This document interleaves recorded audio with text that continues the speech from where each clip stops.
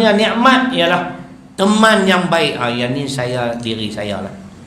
Allah takdir tuan-tuan dan perempuan, saya berpindah daripada Nibung Tebal ke Taiping. Tu yang kena Fauzi. Tahun 1982. Naik pangkat daripada Nibung Tebal ke Taiping. Di sanalah Allah pertemukan saya dengan seorang hamba Allah Ta'ala ni yang senantiasa solat berjemaah di masjid, ikut kuliah. Kan? Dialah mula-mula tanya saya, Syarif, hang pandai nak baca Quran? Saya tak baca tu boleh, tapi betul tak aku tak tahu. Apa kata kita belajar Quran? Permulaan je. Sebab tu teman yang baik ni nikmat, tuan-tuan. Dia meninggal dunia, tak tahu Fauzi ingat. Dia driver JPG. Dia ada selalu dalam masjid. Dia tidur masjid sekeliling saya. Driver JPG, dia bekas tentera. Dia meninggal tak sempat dalam proses dia nak pergi Mekah. Dalam tu yang saya terkilas sikit lah, rezeki dia tak ada. Saya jumpa dia duduk pakai buntak. Din, alhamdulillah nak pergi. Dia nak pergi, dia kata, nak pergi bagi tahu lah, aku nak bagi kat sikit. Ingat-ingat meninggal di Kuala Lumpur di rumah anak dia. Tapi saya nak cerita teman yang baik. Dia dah tuan-tuan yang memperkenalkan saya kepada politik Islam. Dia kata, Syarif, hang pernah dengar tak Abdul Hadi Awang? Tak pernah, kata. Dia main sekolah Al-Falah, baik buntak, jom pergi dengar. Itulah permulaan, tuan-tuan. Saya dengar tuan guru ceramah. Dapat mengetuk jiwa saya, buka pintu hati untuk mengenali politik Islam kerana dia. Saya kenal Quran, boleh baca Quran kerana dia. Mengaji rata kerana dia. Al-mar'u Al-mar'u 'ala dini khalilihi falyanzur ahadukum man yukhalilu. Ingat tuan-tuan, pilih kawan.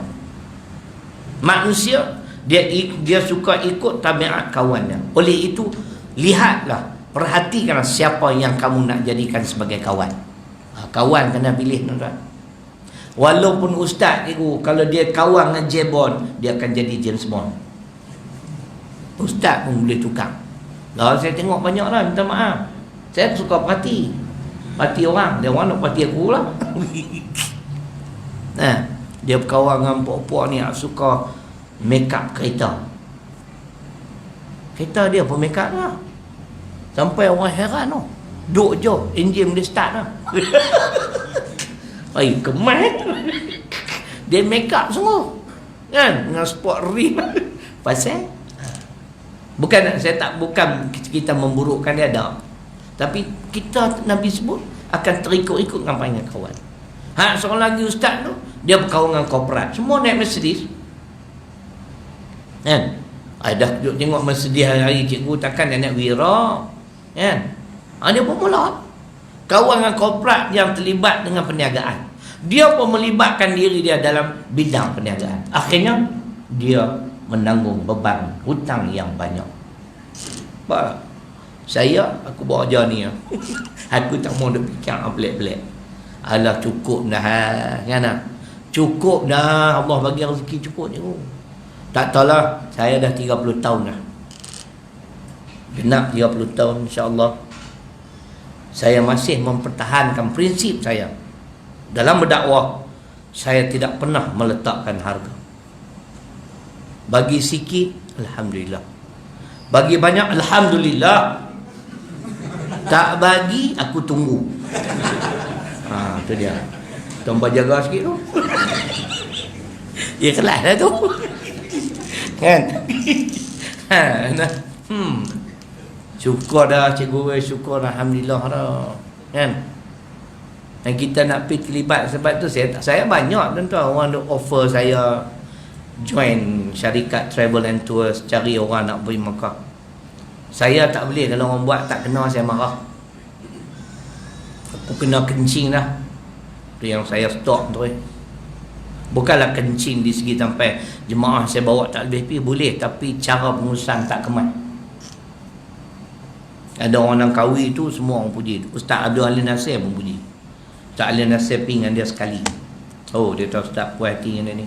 Mahal 9,000 12 hari sebelum malam. Tapi pengurusan baik. Kan? Dia tu nak bawa saya ni bulan depan pergi umrah. Kalau tak kali ke-7 pergi saya tangguh dulu. Ni dia janji-janji lain buat lain. Jemaah bunyi. Itu yang saya tak mau. Macam-macam offer, macam-macam syarikat telefon. Ni Ustaz Syarul, saya pun ni Ustaz, saya nak jumpa Ustaz, package bagus. Clearnya. Kita bagi-bagi clear semua, duit-duit kita clear. Macam kawan saya kenal haji 26 orang kan, yang terkandas di Jeddah kan. Rupanya bukan dia poi je bu. Tahun ni baru-baru ni Fauzi, ratusan orang terkandas. Tak tahu siapa. Ni harap buat undang-undang baru pula tuan-tuan. Aku tak tahulah harap ni. Dia kira nak ambil duit orang je. Ya. Jadi itu ceritanya. Makna teman yang baik ni nikmat tuan-tuan. Dapat kawan yang baik, ajak main surah, masjid, mengaji, belajar Quran, sampai kita pun dah faham Islam, alhamdulillah. Jadi dakwah yang saya laksanakan hari ini, saya yakin dan percaya ganjaran untuk dia ada. Pasal apa? Ada hadis. Sesiapa yang memberi petunjuk kepada kebaikan, dia akan dapat ganjaran pahala sama sebagaimana orang yang bagi, yang dia tunjuk. Itu dia. Mandala tu hadis tu saya tak hafal. Nah. Akhir sekali, nikmat akhir sekali rezeki yang halal. Saya dah sebut banyak kali tuan-tuan soal rezeki ni. Kena cari kerja yang pendapatannya halal. Nah, sebab makanan, minuman yang halal ada kaitan dengan kehidupan kita. Ia akan menentukan sama ada kita boleh beribadah pada Allah atau tidak. Dia berpunca daripada makanan yang halal.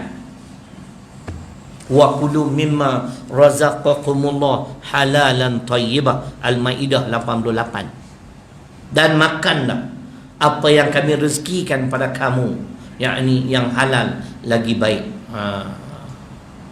Dalam ayat yang lain, makanan yang halal ada kaitan dengan amalan.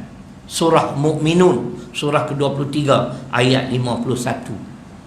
Ya ayyuhar rusul kulu minat tayyibat wa'malu salihah. Wahai Muhammad sallallahu alaihi wasallam, makanlah kamu makanan yang baik-baik. Baik-baik ni yang halal, dan beramallah kamu dengan amal soleh. Bila makanan itu halal, pendapatan itu halal, mudah bagi kita untuk beramal. Itu maksud. Tapi kalau makanan tu haram, tak peduli halal haram, dosa, pahala, tipu orang, buat naya orang, tanda-tanda tu, kita payah nak beramal pada Allah. Dia ada kaitan. Jadi dapat rezeki yang halal, alhamdulillah. Dulu kita terlibat 16 tahun rezeki haram, buat macam mana? Kita jahil, belum ada lagi sistem perbankan Islam. Bila kita letak jawatan, hari ni kita buat kerja dakwah, usaha dakwah, Allah bagi rezeki. Kita dapat asal tuan-tuan memang berbeza je. Dan jiwa tenang. Duit tak banyak apa sih? Saya duit tak banyak, abang tuan-tuan. Tapi jiwa tenang. Nak tahu tenang tak tenang, apa bagi bantai kat aku tengok. Sekali aku letak tak mengarah terus. Tadi dengan ustaz kita, dia bawa, saya kata aku nak sandak. Dia kata bunyi dah ringin tone saya. Jiwa tenang, duit tak banyak. Kalau duit ratusan juta pun serabut tak boleh lena apa-apa. Kan? Tambah dulu kerja apa, dulu tertekan. Silap-silap apa kita nak kena bayar balik kat bank, aku berhenti. Jadi cerita macam tu tempat. Itu di antara contoh nikmat-nikmat terbesar anugerah Allah pada manusia. Kalau kita dianugerahkan rezeki yang halal, tuan-tuan, jagalah elok. Mudah-mudahan kehidupan kita, isteri dan anak-anak cucu kita, insya-Allah ada keberkatan. Itulah sedikit kupasan tentang nikmat yang boleh memperdayakan manusia. Di samping saya tambah nikmat-nikmat yang lain. Jadi saya nak bagi salam dulu, kemudian nak buat satu pengumuman. Jadi insya-Allah bulan hadapan ada lagi kot.